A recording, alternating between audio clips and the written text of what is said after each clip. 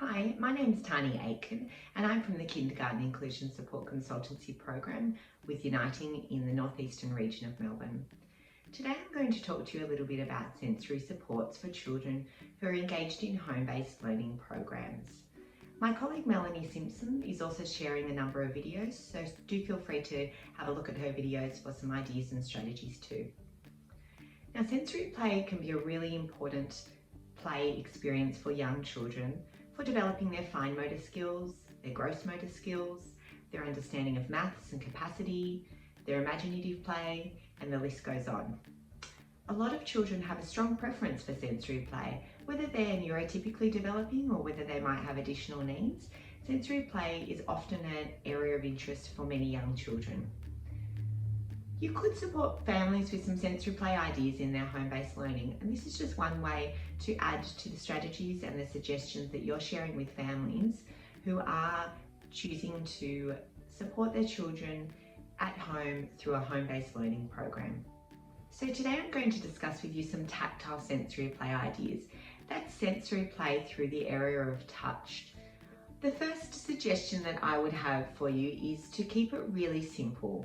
It doesn't need to be complex. Think about what the families could already have in their house. There are so many things that families have in their cupboards that could support their children through sensory play. You don't need a lot of resources, you don't need a lot of materials, so you don't need to be asking families to go out and buy lots of things at the shops. You can base your sensory play around the things that they have at home already.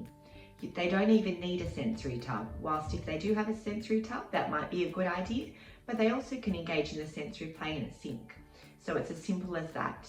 What does the child like is another question you could ask. What are they really interested in? Because sensory play can be varied so much, and you could suggest ideas for the sensory play based around the child's interest. For example, if a child likes animals, get out a tub or get the sink set up, get some water play and some bubbles, and add the animals to there. Washing the animals, you could add a scrubbing brush. That's one simple activity based around animals that the child could engage in, but bringing in an element of sensory play. Create simple variations on the sensory play. For example, start with water. Water play could be one. One morning you could have plain water play. The next day you could have water play with bubbles. The next day you could have water play with bubbles and dolls, and a scrubbing brush to clean the dolls, and a little towel next to it to dry the dolls. So that's 3 different sensory play activities based around water, but there are many more variations, so keep it really simple for families. You could also link your sensory play to your topic. If your topic for the term is oceans or underwater animals, you could ensure that you are including some ideas around how you could engage in messy play with animals. So it could be the shaving foam coloured blue and adding some sea animals. It could be animals playing outside in the dirt in the backyard if the families have access to that, and then it could be cleaning the animals after. It could be setting up a really simple sensory sand play animals activity with the animals, the doll animals in the sand, and playing with those. So you can do many different ideas and strategies around the one simple sensory play. Sensory play, as I mentioned before, can support a lot of different areas. So you can link your sensory play to your curriculum and to each different topic area. So it could be maths and it could be capacity. So it could be cups and water, pouring. It could be scooping pom-poms out of a tray and putting them into egg cartons. So dividing and making groups of. It could be colours. It could be colour sorting with pom-poms. Many different variations on the one activity that supports many different areas of the curriculum. Sensory play is often a way that children can stay engaged for lengthy periods of time. And for parents who are working, setting up a sensory play activity might give them a little bit of an extra time just to finish off that little bit of work that they were trying to do. So it could be an activity that children could engage in for a lengthy period of time. A few simple ideas to get you started. As I mentioned before, all you need is a sensory tub or a sink.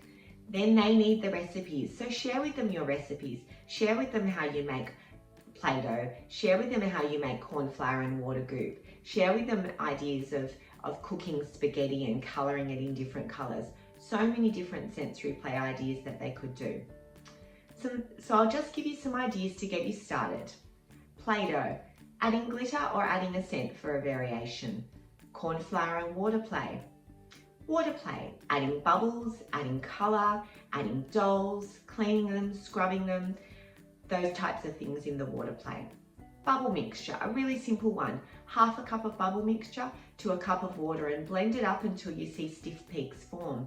Use that for a sensory play activity that children can engage in. Sand play. Pom-poms. Pom-poms are great. They can be in a tub on their own. You can use tongs to get them out. You can use scoops, you can use cups, or you could also put the pom-poms in water and use a big scoop to help children get the pom-poms out of the water and into a container. Lux Flakes is a great one. Lux Flakes and water, which makes a slime. Dirt and animals, that could be an outdoor activity if the families have access to that, and washing the animals after. Simply search ideas on the internet. Sensory play, look up tactile sensory play ideas and you'll find so many ideas available that you can share with your families. Just remember, keep it simple and share and base it around what the children's interests are, and you can very easily link it back to your curriculum. I will be sharing a few further ideas through other videos, so please look out for those.